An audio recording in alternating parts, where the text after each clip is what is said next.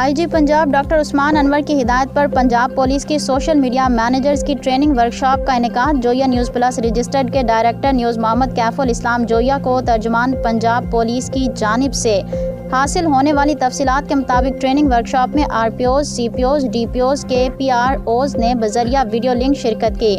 DIG operations Punjab Waqas नज़ीर ने Punjab police के social media handlers को आवाम से राब्ता कारी के लिए सोशल मीडिया का मौसर इस्तेमाल यकीनी बनाने की हिदायत की। इस मौके पर उनका कहना था कि मौजूदा दौर में सोशल मीडिया के प्लेटफॉर्म्स किसी इदारे और आवाम के दरमियान बराह रास्त राब्ता कारी का हम जरिया है।